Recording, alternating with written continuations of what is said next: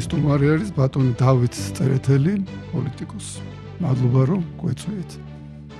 ბატონ დავით, თქვენ ხა მიმართულებებს ამერიკის შეერთებული შტატების და საგარეო პოლიტიკის მიმართულებით გაქვთ ძალიან ბევრი, ესე იგი, მუშაობთ ამ საკითხებზე და თუ არა თქვენ ხა ვისარგებლოთ უნდა ამ შემთხვევით და ჩვენი ეს ნაწილი მიეძღვნება მთლიანად ერთი კვირის უკან ჩატარებულ არჩევნებს.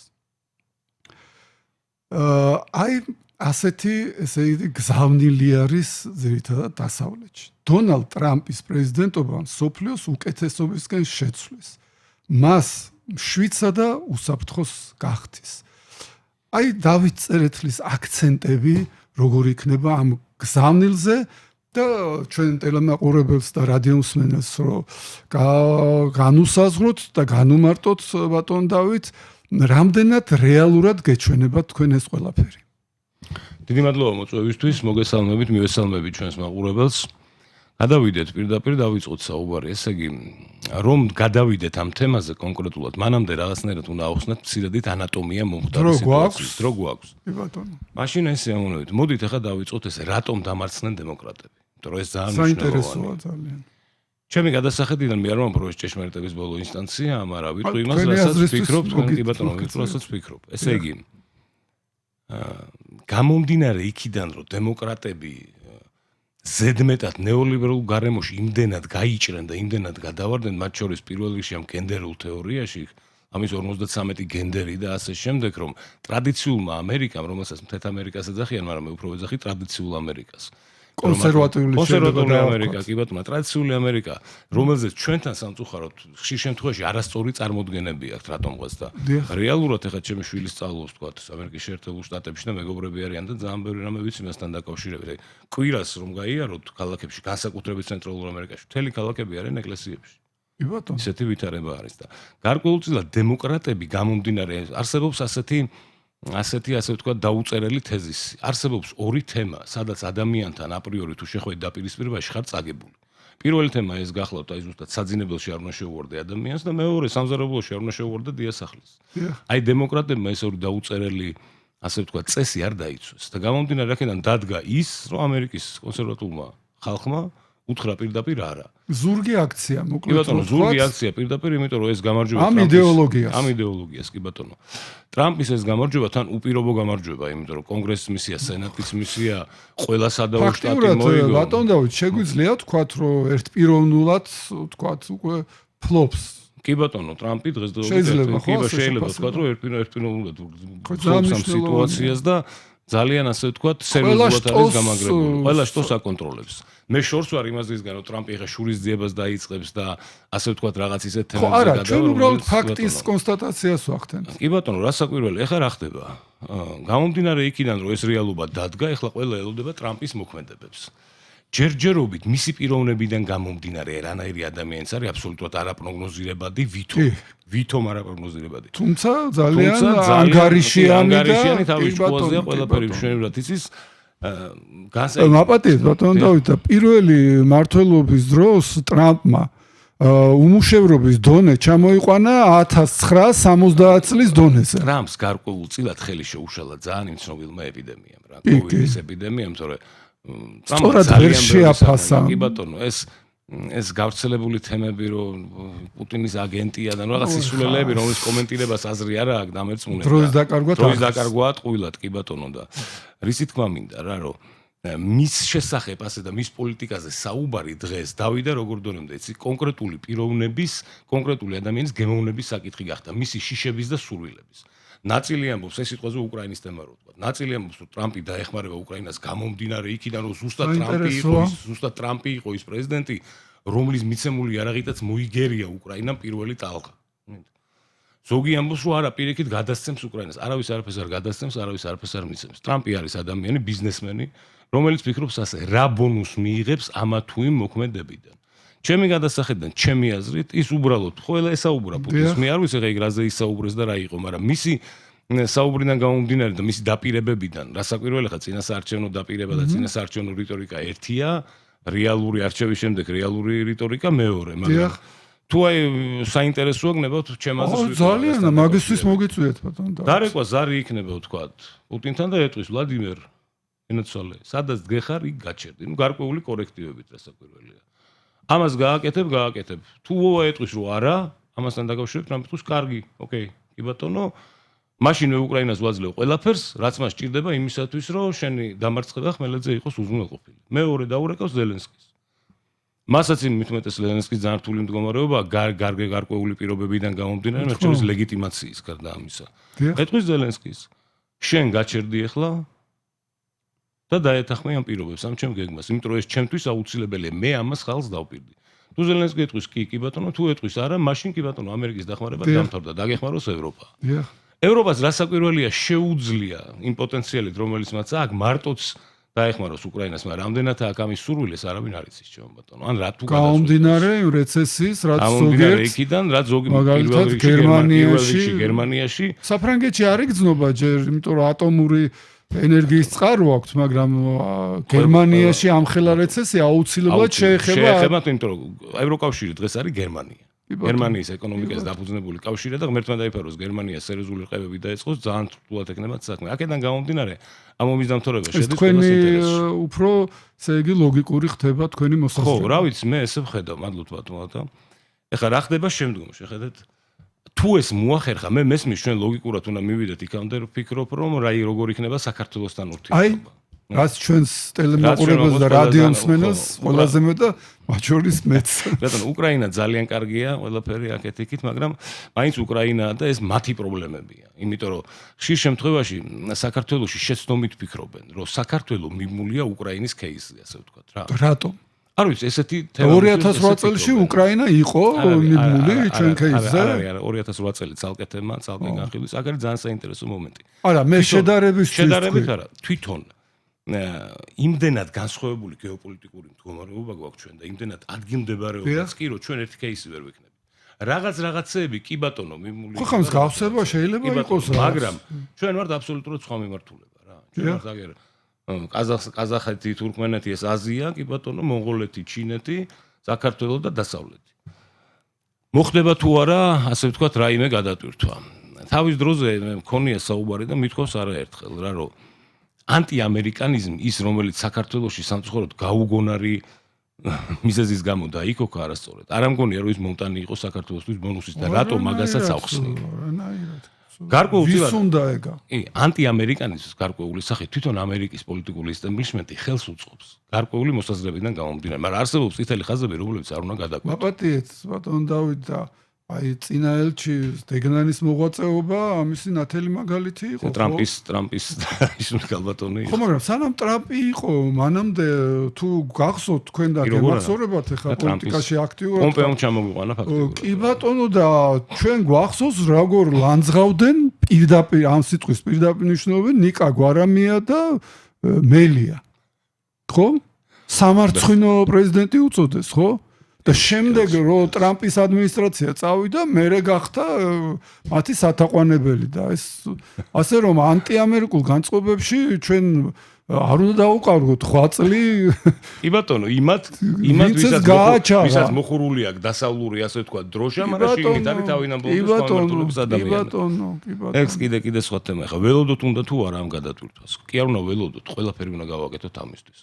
მოდი ნუ ვიქნებით ახლა ძალიან მიამიტები და ვთქვათ რომ ამის გადაწყვეტილება, ამ გადაწყვეტილების მიღება და ამ სიტუაციის ასე ვთქვათ პედალირება შეუძლია ერთ-ერთ ადამიანს ამ ქვეყანაში. ვის ხელშიც არის რეალურად ძალაუფლება კონცენტრირებული. ეს არის ბიძინა ივანიშვილი. რა თქმა უნდა.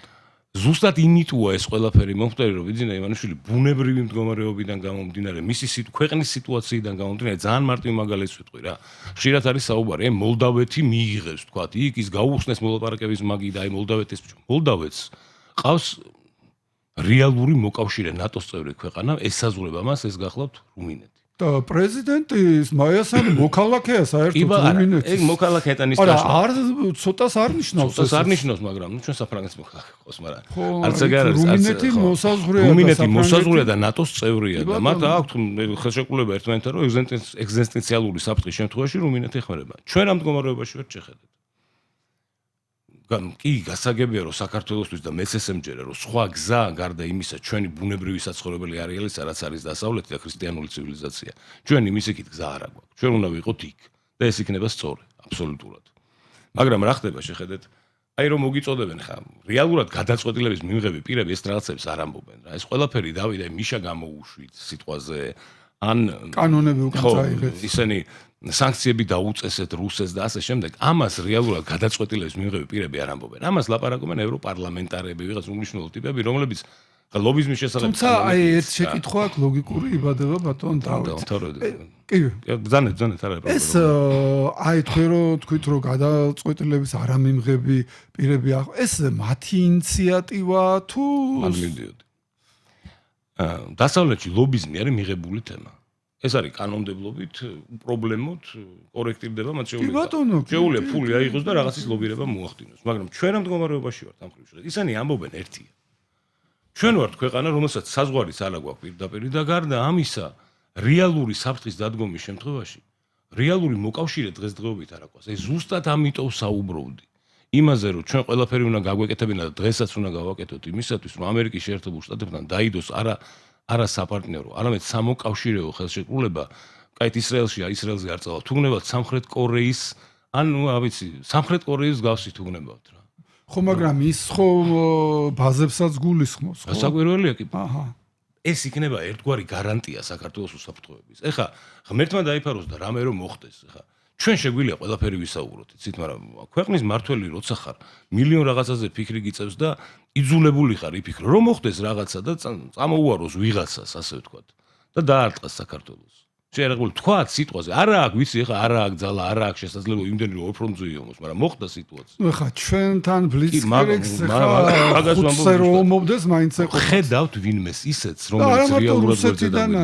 საფრთხეს ხოთაშო ასაკურველია კი ბატონო ჩვენ ისეთ სამეზობლო გარემო ყავს თქვენი ჭირიმე რომ ჩვენი ნებისმიერი ფეხის დაცდენა ბოდიში და ხახა პირდაბჩენილები მისჩერებიან ესე საქართველოს ფეხი გადაუბრუნდეს რომ ამ ნამცხვრის პატარა ნაჭერი თვითონაც ერგოდა. ამიტომ ეს ფრთხილი პოლიტიკა და ამიტომ ესეთი ახეთ ბატონო დავით ახლა მე ყურადღებით გისმენდით და იცით რა აი ეს თქვათ სტრატეგიული და სამოკავშირეო სამხედრო ბაზებით ხო აი ნატოზე რო განაცხადეს უკრაინის მიღება იმის შემდეგ დაინგრა უკრაინაში ყველაფერი ხო და როგორ ფიქრობთ ახლა რომ აი გამორიცხვის მეთოდით რომ ვიმსჯელო ჩვენ იმიტომ რომ ამ ნაჩქარმა ნაბიჯებმა ამ 30 წლის განმავლობაში 25 წლის ახლა ესე იგი უბრალო ენაზე რო ვთქვათ ბევრჯერ კისერი მოგვატეხინა ხო და როგორ უყურებთ აი თქვათ ამაზე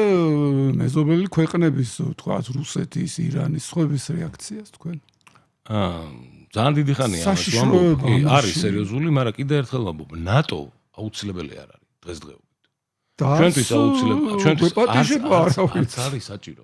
ის 2008 წელი რომელიც მოხდა, ეს იცით ისეთი ანატომია, რომელშიც ღრმად რო შეხვიდა ჩვენი გადაცემის ფორმატი არ ეყოფა რა მოხდა რეალურად იქ 2008 წელს. რატო იყო სიტუაცია და რატოზის მიშა სააკაშვილი თქვა ახლა რა, იქ სადაც ზის რა. ეს სხვა გადაცემის თემა ალბათ და დიპლომატია და ძველი თემა არის. ამოსავალი წერტილი არის გარდა ნატოსი.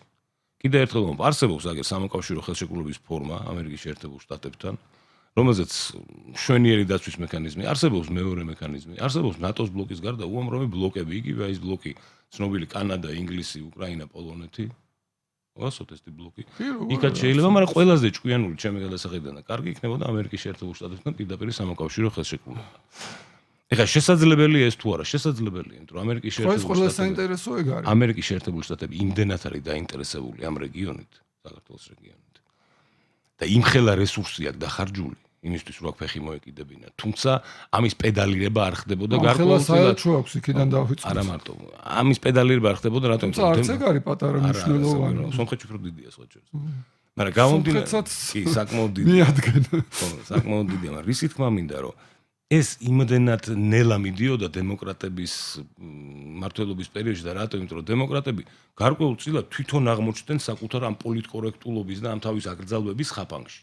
და ამიტომ მათი პოზიცია იყო ძალიან ნელა. ეს ადამიანი რომელიც ახლა მოვიდა პლუს ფაქტიურად აბსოლუტური ძალაუფლებით. აი დამერწმუნეთ, ჩემი პროგნოზია. ეს ადამიანი იქნება ბევრად უფრო ხისტი ბევრად უფრო სწრაფი და ბევრად უფრო მომთხოვნი. ამიტომ მე არ ანუ გამოვიწყავ. ქმედუნარიანი ბევრად უფრო. გასაგებია. უბრალოდ ღმერთმა დაიფაროს რამე არ დაემართოს, იმიტომ რომ ღმერთმა დაიფაროს ასაკიანი კაცია და ძალიან მარტო ასაკის გამო. სხვა საშუალებები არსებობს კი ბატონო, იმიტომ რომ ძალიან რთული სიტუაცია იქნება და აი ეს ყველაფერი ჩვენს მთავრობას მოთხოვენ, ბევრად ჩემი გადასახედიდან, ბევრად უფრო სწრაფი და ხისტი ნაბიჯების გადგმას. რამდენად მზად იქნება ჩვენი მთავრობა ეს გააკეთოს? პრობლემა რაშია იცით ბატონო? დიახ. რაღაცის გადაწყვეტილებაში რომ მიიღო მონაწილეობა, იმის ფლობელი უნდა იყო რეალური. ჩემ და სამწუხაროდ დღეს გარკვეული მოვლენების გამო, მათ შორის დასავლეთის ხშირ შემთხვევაში წაყრუების გამო და არასწორი დამოკიდებულების გამო. ხო, ძალიან ბევრი შესწომები დაუშვეს. ჩვენ დაგვემართა ის, რომ ფაქტიურად ჩვენ დაგვჭა ტიტულიანიერი დავჭით ამ ტერიტორიაზე, მაგრამ რეალურად ამ ტერიტორიის ფლობელები დღესდღეობით ჩემ და სამწუხაროდ ჩვენ არა ვართ. არ მინდა ხა ვილაპარაკო ვინ არის, როგორ არის და რანაირად. მაგრამ ადამიანებმა იციან და მიხვდებიან ძალიან კარგად ვინც მაქვს საუბარი. ამიტომ შეძლებს თუ არა ჩვენ იმით ზუსტად მაგის ნაწილია ბიძინა ივანიშვილის ის ქმედებები ამ სიტუაციის რვას უნდა რომ მოთამაშე გახდეს. რომ მიიღო მხედველობაში საქართველოს ინტერესები. ჩვენთან არ ესმით სამწუხაროდ ხშირად, იმიტომ რომ ამის სწორედ მიტანა არ ხდება მოსახლეობამდე. რამდენად შეძლებს ჩვენი მთავრობა რომ ამას მხარი აუწყოს თუ არა, თუ არ მოხდა ეს და ვერ აუწყეს მხარი. დამერწმუნეთ ტრამპი დემოკრატი არ არის. ტრამპის პოზიცია და ტრამპის პასუხი იქნება ძალიან სწრაფი და ძალიან ხისტი. თუმცა ჯერ რაღაცა გარკვეული პერიოდი დრო არის, იმიტომ რომ აქ ლეგიტიმაციის საკითხი დგას და არა მარტო, მაგრამ პირველ რიგში ტრამპს აქვს მოსაგვარებელი უკრაინის საკითხი. ეს არის მისთვის აი ყველაზე მთავარი საკითხი. ისეთი ხმამაღალი დაპირებები გასცა მან რომ ეს უნდა შეასრულა მოუბრუნდება ცუდად. ძალიან ცუდად მოუბრუნდება კი ბატონო. თქვენის ნებართვით ახლა სარეკლამო ჭრაზე გავალთ.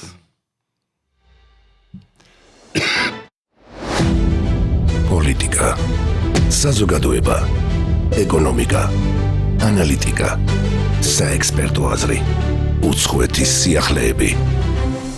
ყოველ ორშაბათს, სამშაბათს და ოთხშაბათს 14 საათსა და 10 წუთზე რეალური აქცენტები. პაატა ლომთათიძესთან ერთად.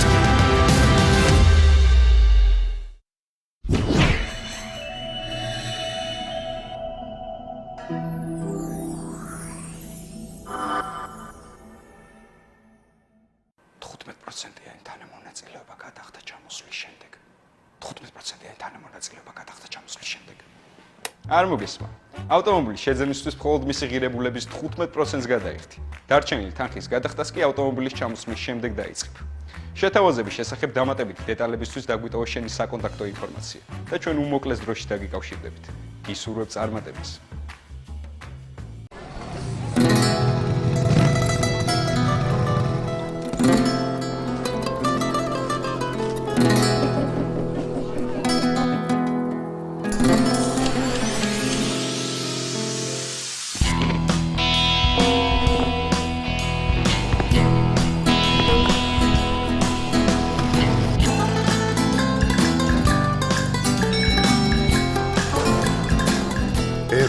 ერექციული დისფუნქციის სამკურნალო საშუალება. გამოყენებისას გაეცემით ინსტრუქციას. გვერდითი მოვლენების შესახებ დეტალური ინფორმაციის მისაღებად მიმართეთ ექიმს.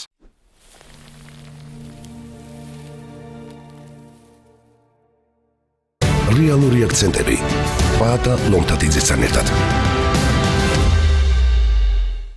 მოდით ფასო რადიო მსმენელებო და ტელემაყურებლებო ბატონ დავით წერეთელთან ერთად.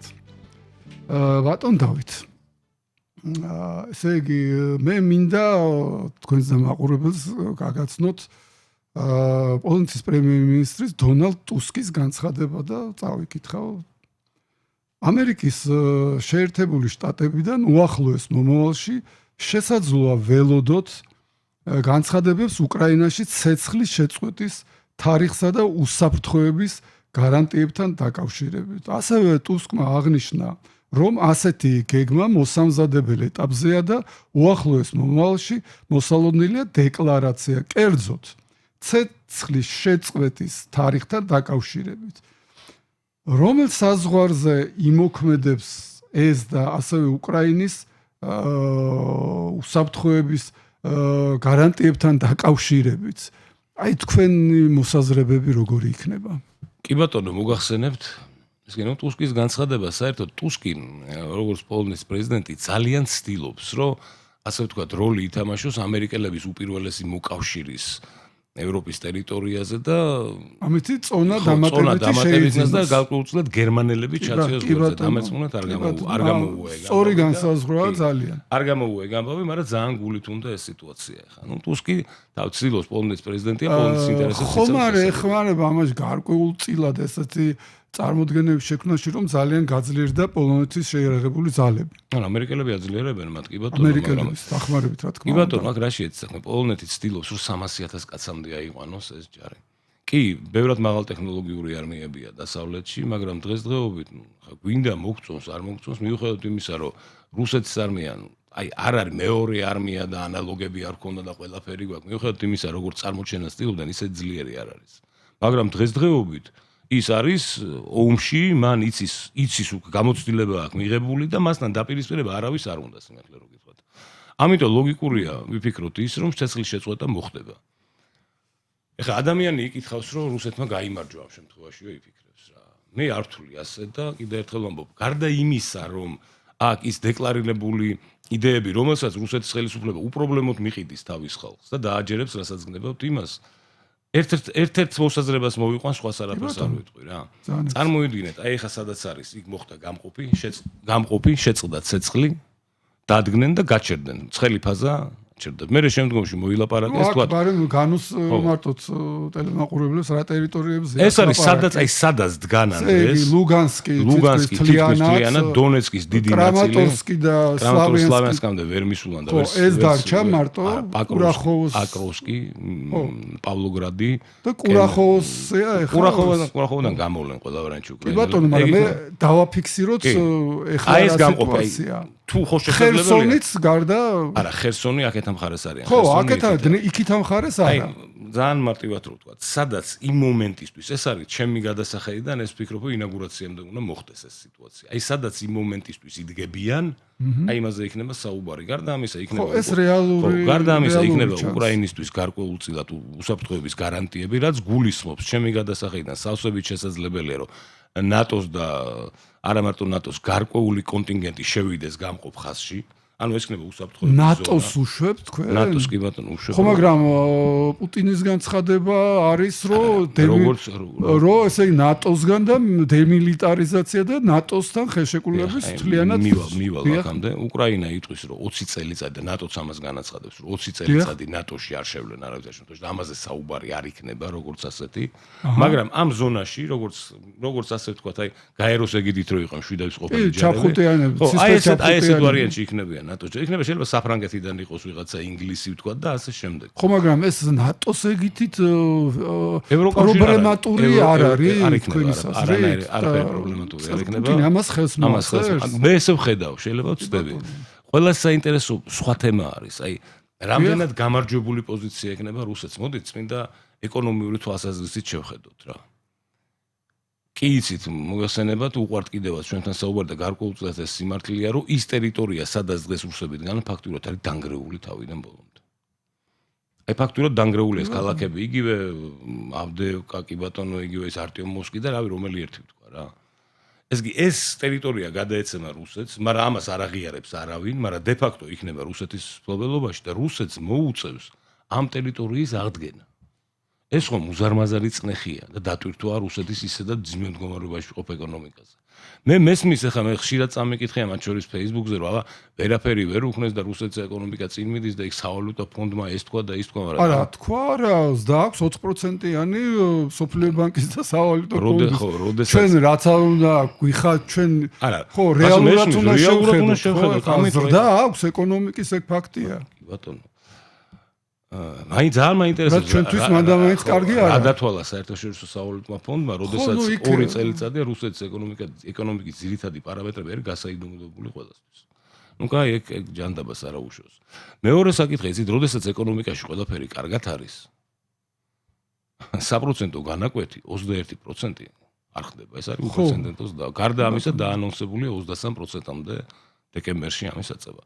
თუ ბოლოს უსმინეთ ჩემი ზოვის გამოსვლას, ჩემი ზოვი გახდოთ როსტეხის გენერალური დირექტორი, მეორე კაცია ფაქტიურად. მთელი სამხედრო სამრეწველო კომპლექსი მის კისერზეა. მან ფაქტიურად ნაბიბულინას გადადგომა კი არა, ამის დაჭერა მოითხოვა, იმიტომ რომ პირდაპირ ამბობს. რომ ასეთი საპროცედო განაკვეთის პირობებში არა თუ განვითარება არამედ მაღალი საპროცენტო პრობლემაა გასაგებია. ამიტომ მე რატომ მოვაყოლე ამას ბევრი შეიძლება ვისაუბროთ, რატომ მოვაყოლე ეს ამბავი. გარკვეულწილად ის ტერიტორიების, რომელიც ახლა დაინგრა ამ ომის გამო. ესეც გარკვეულწილად არაღიარებული, რომელიც არაღიარებულია რუსეთის ეკონომიკას დააწევებთ, რომ მისი აღდგენა მოუწევს ყოველ მიზეზს. ხო, ნუ შეიყვანეს თავის სახელმწიფოში. კი ბატონო, მან ერთი მომენტია ძალიან საინტერესო. აბა ბძანეთ. როგორ მოიმოქმედებს პუტინი იმას, რომ თქვა იგივე ხერსონის ოლქი ან ზაპოროჟის ოლქი, რომელიც დაკავებული არ ყავს ბოლომდე, წავა ამაზე? მე ვფიქრობ, რომ წავა, იმიტომ რომ თქვენ ამბობთ რას, რომ დათმოს ხერსონის? არა, დათმოს არა შეხედეთ. იქ სადაც გაჩერდება. ხერსონის ოლქი არ არის, ხო, ხერსონის ოლქი არ არის, ზაპოროჟიეს ოლქი არ არის, მათ შორის არის დონეცკის ოლქი არ არის ბოლომდე. მისთვის ეს პრობლემაა, იმიტომ რომ აღიარებული აქვს რუსეთის ტერიტორიებად. მაგრამ მე ვფიქრობ, რომ ის ამაზე წავა. აქ მეორე საკითხია უფრო საინტერესო, რა ბონუსებს მიიღებს უკრაინა დასავლეთისგან ამ ხელშეკრულებაზე ხელის მოწერის შემთხვევაში. როგორ და ეს არის საინტერესო. მე ვფიქრობ, რომ მას სერიოზულად გაუძლიერებენ ჯარს. ანუ მოდით რა რეალურად თქვა, აი მართლები ვიყოთ რა არის უკრაინა დღეს. უკრაინა როკისპა, ჩვეულებრივად, ფორპოსტი, ციხესიმაგრე, უკრაინა დასავლეთის ციხესიმაგრე, უკრაინის იმის რუსეთის საზღვარი. ასეთად დარჩება. რუსეთს უნდა თუ არ უნდა მოუწევს დაახლოებით 9,500,000-იანი არმიის ყოლა ამ საზღვარზე, ასევე უკრაინის მხრიდანაც. რაც ჩვენთვის გარკვეულწილად შვებაა. მე ნებისმიერ საკითხს ვატნობ, ნებისმიერს უყურებ იმ თვალსაზრისით რამდენად გამოსადეგია ეს საქართველოს. ბატონო, მინდა გითხრათ, რომ ესე უნდა ვიყოთ ჩვენ ყველა საკითხებში. არანაირი სენტიმენტები არ მაქვს. არც არავის არ აქვს ჩვენს მიმართ სენტიმენტები. არც არავის არ აქვს და არც მინდა, იმიტომ რომ ნუ იქნები ზედმეტად გულში 30 წელიწადი ბოდიში და ჰაერში ვყავდით ვიღაცებს აგდებული და რეალურ დახმარებაზე კი განცხადებები იყო ძალიან დიდი მადლობა მათ. ძალიან ბევრ რამეში დაგვეხმარა დასავლეთი. აი ძალიან ბევრ რამეში. მაგრამ ძალიან ბევრ რამეში დავზარალდით კიდევაც ამ პოლიტიკის გამო მოდით. ამიტომ კიდე ერთხელ კი ბატონო გეთანხმებით, არა საკვირველია. თუმცა აქ როგორ იყო ეს სიტუაციები ამის რეალური შიგთავსის განხილვის გარეშე ამას ესეც ალსახად ვერ ვიტყვით. ძალიან ბევრს დაგვეხმარენ, მაგრამ საკმარისი არ იყო. რატო არ იყო საკმარისი? იმიტომ რომ პოლიტიკური რეალობა მაგ პერიოდში აბსოლუტურად სხვა იყო. კი ბატონო. დღეს ამ 24 თებერვალ 22 წლის ყველაფერი დააყინა თავდაყირა. დიახ. მე შემიძლია ალადიათ რა 2020 წლის მდგომარეობით 2020 წლის შორს არ მივდივარ რა საქართველოს ევროკავშირის პერსპექტივა და სხვა დანარჩენი ყველაფერი ძალიან ბუნდოვანი იყო აი ძალიან ბუნდოვანი ამ სიტუაციის შემდეგ ეს გაჩნდა შანსი რეალურად გაჩნდა შანსი იქ მოხვედრის მე რატო ვამბობ დასავლეთს ახლა ადამიანი იკითხავს ჩვენ კავკასია ვართ მეტყვის კი ბატონო ჩვენ კავკასია ვართ მაგრამ ჩვენ ვართ იმ ბიზანტიური ცივილიზაციის ასე ვთქვათ ბოლო ნაწილი გადარჩენილი ნაწილი რომელიც თავის დროზე არსებობდა რომელიც განუყოფლად ევროპის ნაწილი იყო თავიდან ბოლომდე აღმოსავლეთ რომის იმპერია იყო იმის ნაწილი ვიყავით ანუ ეს არის ჩვენი ბუნებრივი არეალი საცხოვრების ეს ნაპატიეთ და ბიზანტიის იმპერიის დროს მიაღწია საქართველოს ყველაზე დიდ რენესანსს ხო თავის ისტორიის მანძილზე და როგორც კი დაეცა ბიზანტიის იმპერია, მე დაიწყო ჩვენი პრობლემები. ისიც სხვათა შორის ბიზანტიის იმპერიის დაცემაში ძალიან ცუდი როლი ითამაშა იმ დროინდელმა ევროპის ძლიერმა ქვეყნებმა, მაგრამ კათოლიკურმა სამყარომ ძალიან დიდი როლი შეასრულა, მაგრამ რა ვქნათ ეს მოხდა. არც დიდად. საკვირველია, დღეს ბილად რო თქვა. საკვირველია კი ბატონო, მაშინაც პოლიტიკა იყო, რა ვქნათ და დღეს ჩვენ გვაქვს შანსი ესეთი. რომ ჩვენ მოვხვდეთ იქ და დავუბრუნოთ იმ ცივილიზაციაში. მე მესმის რომ ძალიან ბევრი ისეთი ვთქვათ მოთხოვნა არის ხშირ შემთხვევაში გაბერილი ჩვენი ასე ვთქვათ ჩვენივე ზოგიერთი ექსპერტის და ზოგიერთი პოლიტიკოსის მხრიდან გაბერილი და არასწორად მოწოდებული და ზედმეტად ხისტად მოწოდებული. იმაში ზამეთა დაგვეთანხმებით რომ ეხა მაკრონის და შოლცის მოთხოვნა რომ ხა ორი ეს ოჯახური ფასეულობების და იქ აქვე გამჭვირვალობის კანონი რომელიც მე ვთვლი რომ უაღრესად ლიბერალურია რა კავშირი აქვს ამასთან არჩევნებთან, ხო? გამჭვირვალობის კანონი საერთოდ ცალკე თემაა და არასდროს. ხო, არა, მაგრამ ნახეთ რას ვამბობ, რომ აი თქვენ ძალიან საინტერესოდ გაშალეთ პირველ ნახევარში ეს თემები და იქ თქვით, რომ ობიექტური პირობებიც არის ამის და მე აი ეს მაქვს ხედველობაში, ხო? როდესაც ჩვენ მოსახლეობას ეუბნები, რომ აი სწორედ 17 მაისს მილიონამდე ადამიანი გამოვიდა მთელი თბილისში მე ახლა 86 წლიდან არც ერთი აქცია არ გამიშვია და ესეთი არ მახსოვს ეს იყო ოჯახებით ამსით გამოვარდა ხალხი შვილებთან როცა დაინახეს რომ ის როთი ეკლესია შეურაცხო და მოუწოდა ეს ახალგაზრდობას რო თქვენ ეკლესიის არ გარგებთო. თუმცა ჩვენი ახალგაზრდობა ძალიან კარგად და ძალიან რა თქმა უნდა, მივიდნენ ეკლესიაში და ყველას დაანახეს. ოღონდ ეს ქმედებები აზიანებს ამ ყველაფერს. საკვირველი აზიანებს. ძალიან აზიანებს. ვის ინტერესი შეიძლება შედიოდეს საქართველოს ევროკავშირში. თქმა უნდა, ხა რო ითხოვრო იქიდან მიტინგზე რო გამოყავს ეს ესტონეთის საგარეო საქმეთა მინისტრი და ლიტვის და აქ უბრალოდ იცით როგორი რამე არის. ჩვენ ხა 3000 წლოვანი ისტორიის სახელმწიფო ერი ვართ, რომელიც გვაქვს ამხელა ისტორია და როდესაც ხა არავის არ ვაყენებს შეურაცხყოფას და 100 და 200 წლის უკან რო საერთო სახელმწიფოებრიობა არ ქონდა და იქ მიტინგზე გამოდის და ანტისამთავრობო განცხადებებს აკეთებს, ხო? ეს არის ინდიკატორი ამ განწყობისა, რომელიც თქვენ სწორად შეაფასეთ. და არის ესეთი განწყობები. ბატონო ბატა ხშირ შემთხვევაში ჩვენ უდიდესი ისტორიის მქონე პატრონები ვართ, უდიდესი წინაპრები გვყავდა და იმხელა ისტორია გვქონდა. ისეთი გვარის წარმომადგენელი ძანდებით. გაიხარეთ, ისეთი ისტორია გქონდა, რომ ბევრს არ დაესწრებოდა. დღეს ჩემ და სამწუხაროდ ამას მნიშვნელობა აღარ აქვს. დღეს არის მშრალი პოლიტიკა, რომელიც გულისხმობს რას წარმოადგენს. რა თქმა უნდა, ის კარგია დავთავრდა იცოდეთ, მაგრამ დღეს რას წარმოადგენს? ფლოობს შენ ტერიტორიას, შეგიძლია ეკონომიკის განვითარება და ასე შემდეგ. ხა რაც შეეხება იმ კანონს და გადავალ სხვა რაღაცას აბსოლუტურად. დაგჭა სულ კი უცებ წუთნახევარი. არანაირი პრობლემა არ იყო ეს კანონი. არანაირი რუსულ კანონი ცხოვრებაში არ დამეძახა. ამ კანონის პრობლემა იყო გამოკვეთილი ანტიდასავლურობა. რაში ჩანს ეს ჩანს კი ბატონო. იქ რო წერებული იყო ერთი რამ, რომ ეს არის მიმართული საქართველოსადმი მტრულად განწყობილი ქვეყნების წინააღმდეგ, პრობლემა არ იქნებოდა. მაგრამ სამწუხაროდ საქართველოს ისიც რაშია ბატონო დავით, მაგ შეგედავება თქვენ ადამიანი რომ როდესაც შენ კარგი ესე განზრახვით მე ფულს მაძლევ და ამ ფულს მე ვხარჯავ სამედიცინო მიზნებისთვის, თქვა დახმარებებისთვის, ინვენტარის შესაძენად, ყველაფრისთვის და მე თან გეუბნები რომ ბატონო ამ კაი საქმისთვის რომ მაძლევ ამ ფულს წელიწადში ერთხელ რა მოგრძალებით 20%-ზე მეტი დაფინანსება თუ აქვს, ზოგადად წარადგინოს დეკლარაცია, ხო? არც სიხით გემუქრები, არც გაროზგვით, არაფერი და თქვენ თუ კარგი გიდებთ გუმანში დასავლეთში რო იტყვიან, ხო? გაშიფრე რა. ეგ არის პრობლემა ზუსტად. ხო და ამაშია საქმე და ძველი რომაული სიბრძნეა, რომლითაც ხელმძღვანელობენ. ამით უგნებავთ თუ მოვასწრებ რა. ძალიან პატიება იუპიტერს. პატიება ხარ. ძალიან სწორად და ჩვენ არ გვინდა ვიყოთ ხარები და რომ არ ვიყოთ ხარები, ამისაც საჭიროა გინდა მშვიდობა ემზადო. გეთანხმებით, მე მინდა გითხრათ რომ ამის საჭიროა თვითქმარი ეკონომიკა და ბირთვული შეერაგება. აუცილებლად. არც ეს არ არის ხშირად საკმარისი და მე ძალიან საინტერესოა წარიმართა ეს ინტერვიუ და მე აუცილებლად ვეცდები თუ დროს გამონახავთ კიდევ მოგიპატიჟოთ. უღრმესი მადლობა. მადლობა პირიქით. მადლობა მსმენელს. ძვირფასო რადიო მსმენელებო და ტელემაყურებლებო, გემშვიდობებით ხვალამდე. მადლობთ რომ გვისმენდით და გვიყურებთ.